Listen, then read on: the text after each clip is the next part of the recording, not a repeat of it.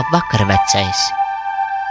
Nav vairs ilgi jāgaida, līdz aiz loga iestāsties tumsa, tāpēc, kamēr istabas krēslā vēl kaut ko var saskatīt, tev, vecais, ātri jāatrod, kur ir gulta un jāapguļas tajā, jo tūlīt es tev pastāstīšu, kas saka.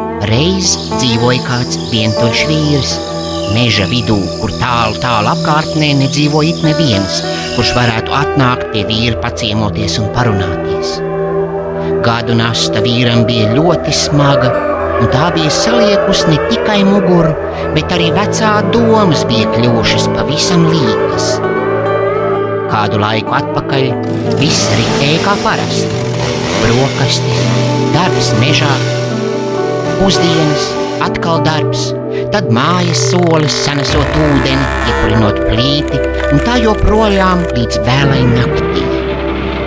Bet te kādu dienu vecais aizvien mazāk un mazāk sāka atcerēties, kāpēc viņš kaut ko dara, uz kurien viņš iet un vispār kāpēc viņš ir. Aizvien, lai kur vecais gāja, beigās viņš nezināja vairs, kāpēc ir atnācis, un sākdams kādu darbiņu, brīžiem pieķēra sevi pie domas, ka nezin vairs, ko dara. Brīžiem šie atmiņas zudumi vecajam turpinājās vairākas dienas pēc kārtas, un te ienāca kāds vakars, kad vecais vīrs nezināja vairs nekā. Viņš bija aizmirsis savu vārdu. Viņš vairs nezināja, cik gadu desmitu ir palicis aiz muguras. Vecais vienkārši kaut kur gāja, cerībā, ka kāds viņam varētu gadīties ceļā un pastāstīt taisnību.